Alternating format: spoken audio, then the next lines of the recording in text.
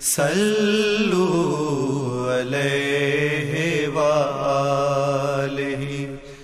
علامہ آفتاب حسین جوادی صاحب، آپ سے ہم یہ جاننا چاہیں گے کہ کچھ لوگوں کے ذہنوں میں یہ سوال موجود ہے کہ چونکہ پیغمبر اکرم آخری نبی تھے تو نبوت کا سلسلہ ختم ہے تو عصمت کا سلسلہ بھی وہاں پر رک جاتا ہے، تو سوال یہ ہے کہ آیا ختم نبوت کا عقیدہ اور پیغمبر اکرم کے بعد کسی کو معصوم ماننے کا نظریہ، کیا یہ دو نظریے آپس میں ٹکراتے ہیں؟ اعوذ باللہ من الشیطان الرجیم، بسم اللہ الرحمن الرحیم۔ سلسلہ عصمت اور سلسلہ نبوت، آیا غیر نبی کے علاوہ غیر نبی معصوم ہو سکتا ہے یا نہیں؟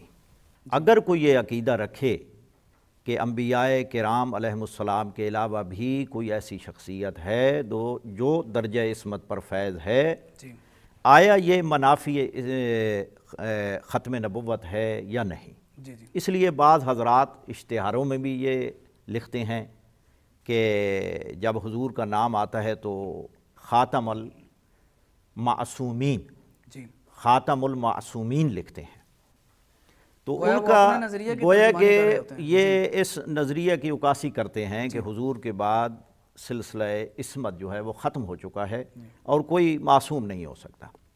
اصل مسئلہ یہ ہے کہ عصمت اور محفوظ، یعنی معصوم اور محفوظ دو اصطلاحیں بعد میں وضع کی گئی ہیں کہ معصوم نبی کے لیے معصوم لفظ استعمال ہوتا ہے اور غیر نبی کے لیے لفظ محفوظ استعمال کیا جاتا ہے، اس سے گناہ سرزد نہ ہو۔ ہاں، لیکن دونوں لفظ الگ الگ ہیں، لیکن دونوں کا معنی ایک ہے، مفہوم ایک ہے۔ اور بہت سے محدثین نے، علامہ عبد الوہاب شعرانی نے الجواہر والدرر میں، اور شاہ محمد اسماعیل دہلوی نے منصب امامت میں یہ وضاحت کی ہے کہ عصمت اور حفظ صرف لفظ میں فرق ہے، دونوں کا معنی اور مفہوم ایک ہے۔ جی صحیح ہو گیا۔ اب یہ ہے کہ آیا یہ لفظ معصوم کسی غیر نبی کے لیے بھی استعمال ہو سکتا ہے یا نہیں؟ اچھا، یہاں پر میں ایک رک کے بات کہوں، بات وہی آ جاتی ہے، لفظوں کا فرق ہے، مفہوم وہی ہے۔ ہم شیعہ لوگ جو ہے وہ اپنے ائمہ کے لیے عصمت کا لفظ استعمال کرتے ہیں، اور جو غیر شیعہ حضرات ہیں وہ اصحاب کے لیے محفوظ استعمال کرتے ہیں، لیکن دونوں کا معنی ایک ہے۔ اب ہم دیکھتے ہیں کہ علماء علم کلام نے آیا یہ جو لفظ ہے معصوم صرف انبیاء کے لیے ہی مختص کیا ہے یا غیر انبیاء پر بھی اس کا اطلاق ہو سکتا ہے؟ اب بہت سے علماء نے انبیاء کرام علیہم السلام کے علاوہ بھی یعنی شخصیات کو معصوم کہا ہے۔ مثال کے طور پر، کیونکہ وقت نہیں ہے، میرے سامنے یہ شاہ ولی اللہ محدث دہلوی جو مقتدر علماء میں جن کا شمار ہوتا ہے، ان کی کتاب تفہیمات الہیہ ہے۔ صرف ایک کو لے لیتے ہیں، انہوں نے یہ لکھا ہے تفہیمات الہیہ کی دوسری جلد میں، صفحہ نمبر ہے 21 پہ، بَقَذَالِكَ نَقُولُ لَا رَيْبَ عِنْدَ أَحَدٍ عَامِيًّا كَانَ أَوْ عَالِمًا۔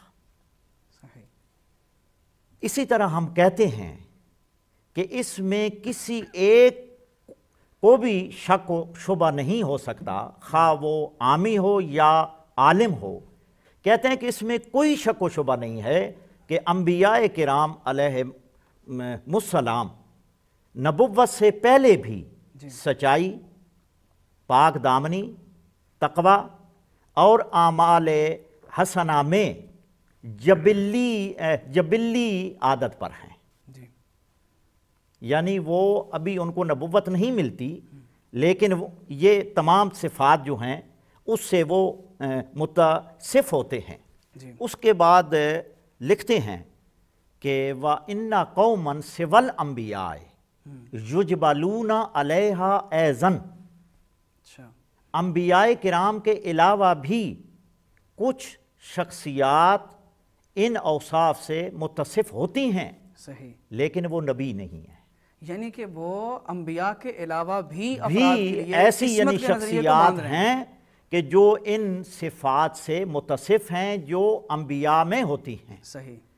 اور آگے وہ لکھتے ہیں کہ وَإِنَّ هَذِهِ الْخَصْلَةَ هِيَ الْمُسَمَّاتُ بِالْإِسْمَةِ، ماشاءاللہ، یہی جو قبل از نبوت انبیاء کرام علیہ السلام میں یہ صفات جو انہوں نے گنی ہیں، سچائی، صدق، پاک دامنی اور اعمال حسنہ، یہ انبیاء کرام کے علاوہ بھی شخصیات میں پائے جاتے ہیں، اور اسی ہی خصلت کا نام عصمت ہے۔ ماشاءاللہ، گویا کہ ہم کہہ سکتے ہیں کہ ہمارے علماء اہل سنت میں سے بھی ایک برجستہ شخصیت نے یہ اقرار کیا ہے کہ عصمت جو ہے وہ انبیاء کا خاصہ نہیں ہے۔